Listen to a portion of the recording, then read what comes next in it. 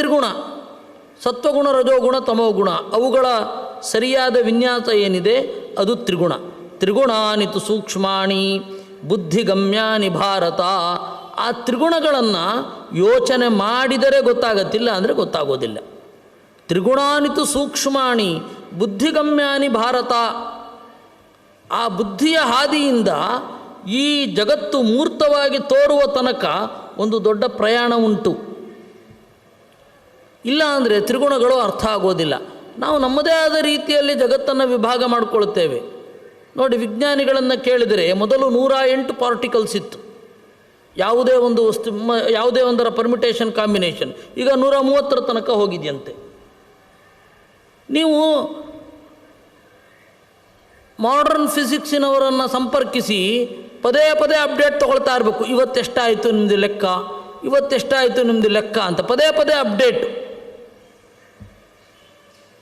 ಅದರಿಂದಾಗಿ ತ್ರಿಗುಣಾನಿತು ಸೂಕ್ಷ್ಮಾಣಿ, ಅದಕ್ಕೆಲ್ಲದಕ್ಕೂ ಮೂಲಭೂತವಾದದ್ದು ಒಂದು ತ್ರಿಗುಣ ಸೂಕ್ಷ್ಮ. ಆ ಸೂಕ್ಷ್ಮ ತ್ರಿಗುಣ ಏನಿದೆ ಅದು ಬುದ್ಧಿಗಮ್ಯಾನಿ, ಯೋಚನೆ ಮಾಡಿದರೆ ತಿಳಿಯುವಂಥದ್ದು.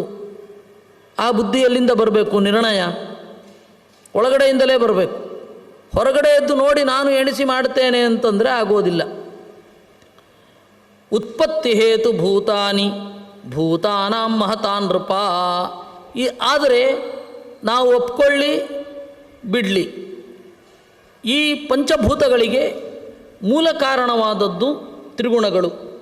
ಮತ್ತು ಈ ಭಾವಪ್ರಪಂಚ, ನಮ್ಮ ಸಿಟ್ಟು, ಸೆಡವು ಮೊದಲಾದವುಗಳೆಲ್ಲದಕ್ಕೂ ಕೂಡ, ಶಾಂತಿ ಮೊದಲಾದವುಗಳಿಗೂ ಕೂಡ ಸತ್ವಗುಣ, ರಜೋಗುಣ, ತಮೋಗುಣಗಳೇ ಕಾರಣ. ತೇಷಾಮೇವ ಗೃಹೀತಾನಿ ಶನೈ ಪಂಚೇಂದ್ರಿಯಾಣಿತು. ಇವುಗಳನ್ನು ಗ್ರಹಿಸಲಿಕ್ಕೆ 5 ಇಂದ್ರಿಯಗಳ ನಿರ್ಮಾಣ ಆಯಿತು. ತಥೈವ ಅವಯವಾ ಸೂಕ್ಷ್ಮಾ ಷಣ್ಣಾಮಪ್ಯಮಿತೌಜಸಾಂ. ಈ 5 ಭೂತಗಳು, ಅದಕ್ಕೆ ಸಂಬಂಧಪಟ್ಟ 5 ಗುಣಗಳು, ಅದನ್ನು ಸ್ವೀಕರಿಸುವ 6ನೆಯದ್ದು. ಇದು ಪಾಶ್ಚಾತ್ಯರು ಇಲ್ಲಿಗೆ ನಿಂತರು. ಅವರು ಹೇಳೋದು ಹೇಗೆ ಅಂತ ಹೇಳಿದರೆ, ಪಾಶ್ಚಾತ್ಯರು ಹೇಳೋದು 6th ಸೆನ್ಸ್, ಆ 6ನೆಯದ್ದಕ್ಕೆ ಬಂದು ನಿಲ್ಲುತ್ತೆ. ನಾವು ಅಲ್ಲಿಂದ ಮುಂದೆ ಹೋಗ್ತೇವೆ. 6ನೆಯದ್ದನ್ನು ತಟಸ್ಥವಾಗಿ ಗ್ರಹಿಸುವಂತಹ ಒಂದು ಶಕ್ತಿ, ಅದು 7ನೆಯ ಅರಿವು ಅಂತ ವೇದಾಂತಿಗಳು ಹೇಳುವಂಥದ್ದು. ಸನ್ನಿವೇಶ್ಯಾತ್ಮ ಮಾತ್ರಾಸು ಸರಾಜನ್ ಭಗವಾನ್ ವಿಭು.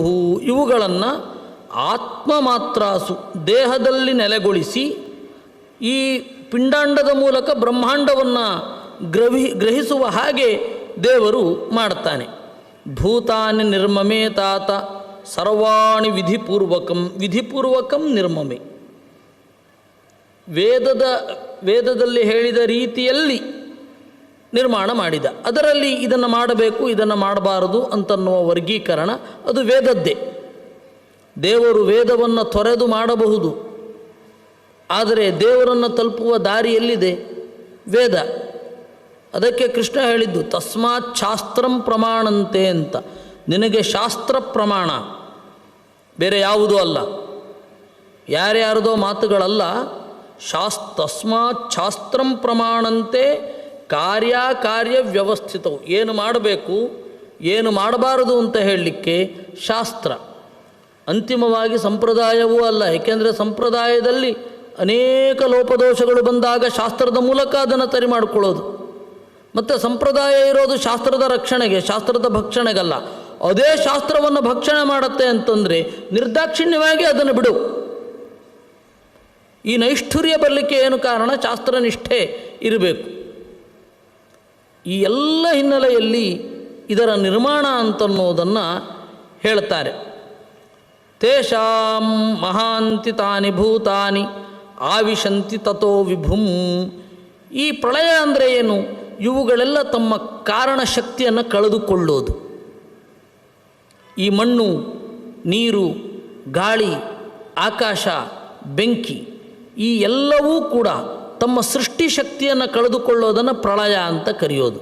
ಪ್ರಳಯ ಅನ್ನೋದು ಹಲವಾರು ಮೋಡ್ಗಳಲ್ಲಿ ಇವೆ, ಅದು ಒಂದು ಮೋಡಲ್ಲ. ಸೃಷ್ಟಿ ಅನ್ನೋದು ಹಲವಾರು ತರಹಗಳಲ್ಲಿ ಇದೆ, ಹಲವಾರು ನಮೂನೆ ಇವೆ. ಅದರಲ್ಲಿ ಮುಖ್ಯವಾದದ್ದು ಹೀಗೆ ಅದರಿಂದ ಇದು ಎಲ್ಲವೂ ಕೂಡ ತಮ್ಮ ಸೃಷ್ಟಿಶಕ್ತಿಯನ್ನು ಕಳೆದುಕೊಳ್ಳೋದನ್ನು ಪ್ರಳಯ ಅಂತ ಕರೀತಾರೆ.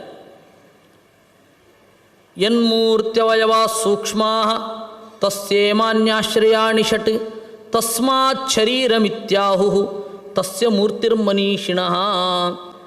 ಈ ಅಮೂರ್ತವಾದ ಎಲ್ಲಿಯೋ ಇದೆ ಪಂಚಭೂತಗಳು, ಅದು ನಮಗೆ ಪೂರ್ತಿ ಕಾಣಿಸ್ತಾ ಇಲ್ಲ. ಇವುಗಳ ಸೂಕ್ಷ್ಮ ಭಾಗ ಎಲ್ಲಿಯೋ ಇದೆ, ಅದರಿಂದಾಗಿ ಅದು ಯಾವುದು ಕಾಣಿಸ್ತಾ ಇಲ್ಲ. ಹೌದು, ಆದರೆ ಇದು ಒಂದು ಕಡೆ ನಮಗೆ ಕಾಣುತ್ತೆ. ಇದು ದೇಹ. ಅದಕ್ಕೆ ದೇಹವನ್ನು ಮೂರ್ತಿ ಅಂತ ಕರೀತಾರೆ. ಅಮೂರ್ತವಾದ ಈ ಎಲ್ಲ ಗುಣಗಳು ಒಂದು ಕಡೆ ಕಾಣುವುದು ಎಲ್ಲಿ ಅಂತಂದರೆ ಈ ದೇಹದಲ್ಲಿ. ಅದರಿಂದಾಗಿ ಅಮೂರ್ತವಾದದ್ದು, ಇನ್ವಿಸಿಬಲ್ ಅಂತ ಯಾವುದಿರುತ್ತೆ ಅದು ವಿಸಿಬಿಲಿಟಿಯನ್ನು ಪಡೆಯೋದು ಈ ದೇಹದಲ್ಲಿ. ಅದರಿಂದ ಇದನ್ನು ಮೂರ್ತಿ ಅಂತ ಕರೀತಾರೆ. ಮತ್ತು ಇದನ್ನೇ ಶರೀರ ಅಂತ ಕರೀತಾರೆ. ಯಾಕೆ ಅಂತ ಹೇಳಿದರೆ ಆಶ್ರಯಾಣಿ ಷಟ್, ಪಂಚಭೂತಗಳಿಗೆ ಪಂಚಗುಣಗಳಿಗೆ ಆಶ್ರಯವಾಗಿರತಕ್ಕಂಥದ್ದು ಇದು. ಅದರಿಂದಾಗಿ ಮಧ್ವರು ಶರೀರ ಅನ್ನೋದಕ್ಕೆ ಒಂದು ನಿರ್ವಚನವನ್ನು ಹೇಳಿದ್ದಾರೆ. ಎಲ್ಲಿ? ಗೀತಾ ತಾತ್ಪರ್ಯದಲ್ಲಿ. ಗೀತೆಯಲ್ಲಿ ಇದಂ ಶರೀರಂ ಕೌಂತೆಯ ಕ್ಷೇತ್ರಮಿತ್ಯಭಿಧೀಯತೆ ಅಂತನ್ನುವಾಗ ಒಂದು ನಿರ್ವಚನವನ್ನು ಹೇಳ್ತಾರೆ. ಶರ ಅಂತಂದರೆ ಹಿಂಸೆಯನ್ನು ಒಳಗೊಳ್ಳುವುದು, ಅದು ಶರ. ಈರ ಅಂತಂದರೆ ಬೇರೊಬ್ಬರ ಪ್ರೇರಣೆಗೆ ಒಳಗಾಗುವುದು. ಶರ ಮತ್ತು ಈರ ಸೇರಿದರೆ ಶರೀರ ಅಂತ ಆಗತ್ತೆ ಅಂತ. ಹಿಂಸಾ ಹೇತುಶ್ಚ ಜೀವೇನ ಪರೇಣ ಪ್ರೇರ್ಯತೆ ಚ ಯತ್ ಶರೀರಂ ಅಂತ. ಇದು ನಮ್ಮ ಕೈಯಲ್ಲಿಲ್ಲ, ಬೇರೆ ಯಾರ್ಯಾರೋ ಡ್ರೈವ್ ಮಾಡ್ತಾರೆ ಇದನ್ನು ಇಟ್ಟುಕೊಂಡು. ಹೀಗೆ ಮಾಡು ಹಾಗೆ ಮಾಡು ಅಂತ ಹೇಳ್ತಾರೆ, ಮಾಡಬೇಕಾಗತ್ತೆ, ಮಾಡ್ತೇವೆ.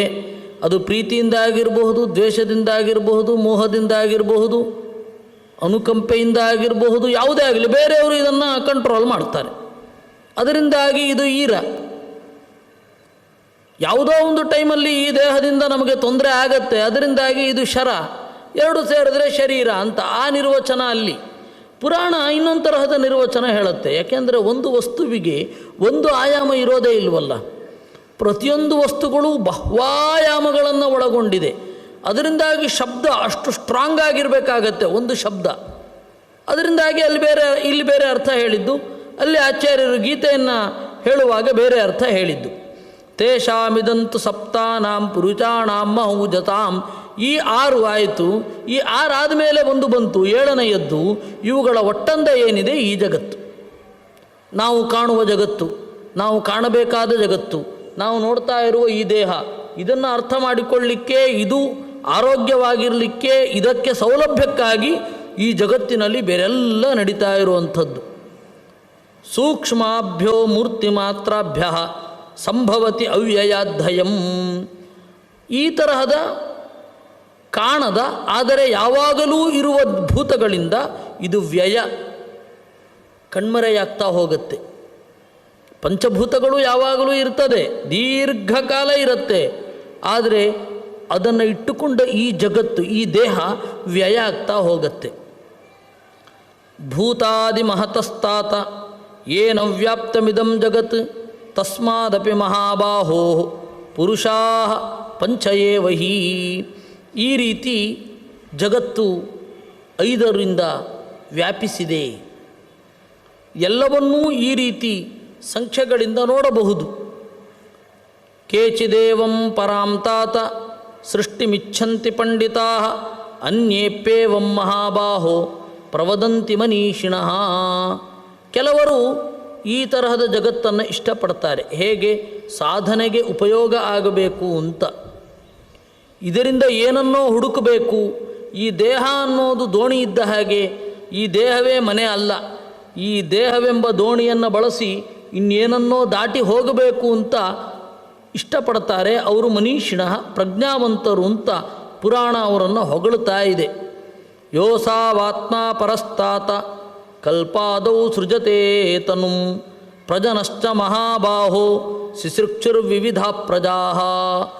ಹೀಗೆ ಈ ಪ್ರಪಂಚ ಮತ್ತು ಈ ದೇಹ ಇವೆರಡನ್ನೂ ಕೂಡ ಸೃಷ್ಟಿ ಮಾಡಿದ ತೇನ ಸೃಷ್ಟ ಪುದ್ಗಲಸ್ತು ಪ್ರಧಾನಂ ವಿಶತೇ ನೃಪ. ಅದರಿಂದಾಗಿ ಇದನ್ನು ಪುದ್ಗಲ ಅಂತ ಕರೀತಾರೆ. ವಸ್ತುತಃ ಪುದ್ಗಲ ಅಂತನ್ನುವ ಶಬ್ದಕ್ಕೆ ಜೀವ ಅಂತ ಅರ್ಥ. ಯಾಕೆ ಅಂದರೆ ಪುದ್ಗಲೋ ನಿರಯಂ ಗಿರನ್ ಅಂತ ಹೇಳಿದ್ದಾರೆ. ಪುದ್ಗಲ ಅಂತಂದರೆ ನರಕ ಭಾಗಿಯಾದ ಜೀವ. ಇವತ್ತಲ್ಲ ನಾಳೆ ನರಕಕ್ಕೆ ಹೋಗ್ತಾನೆ. ಇವನು ಇವತ್ತು ಅತ್ಯಂತ ಪುಣ್ಯ ಮಾಡಿದ್ದ ಅಂದರೆ ಹಿಂದೆ ನರಕಕ್ಕೆ ಹೋಗಿ ಬಂದಿರ್ತಾನೆ. ಈ ಎಲ್ಲ ಹಿನ್ನೆಲೆಯಲ್ಲಿ ಅವನನ್ನು ಪುದ್ಗಲ ಅಂತ ಕರಿತಾ ಇದ್ದರು. ಈ ತರಹದ ಪುದ್ಗಲ, ಅದಕ್ಕೆ ನರಕಕ್ಕೆ ಕಾರಣವಾದ ಕಾರ್ಯಕ್ಕೆ ಸಾಧನವಾದದ್ದು ದೇಹ. ಅದರಿಂದಾಗಿ ಪುದ್ಗಲ ಅಂತ ಅವನನ್ನು, ದೇಹವನ್ನು ಕರೀತಾರೆ. ಪ್ರಧಾನಂ ಕ್ಷೋಭಿತಂ ತೇನ ವಿಕಾರಾನ್ನ ಸೃಜತೆ ಬಹೂನ್. ಈ ಸೃಷ್ಟಿಯಾಗಿದ್ದು ಪ್ರಧಾನಂ ಕ್ಷೋಭಯನ್, ಪ್ರಕೃತಿಯ ಉಲ್ಲೋಲ ಕಲ್ಲೋಲ. ಏನು ಹಾಗಂದರೆ ಪ್ರಕೃತಿಯ ಬೇರೆ ಬೇರೆ ಭಾಗಗಳನ್ನು ಒಂದಾಗಿ ಮಾಡಿ ಕಲಸಿ, ಒಂದನ್ನು ಜಾಸ್ತಿ ಮಾಡಿ ಒಂದನ್ನು ಕಡಿಮೆ ಮಾಡಿದರೆ ಅದು ಸೃಷ್ಟಿ.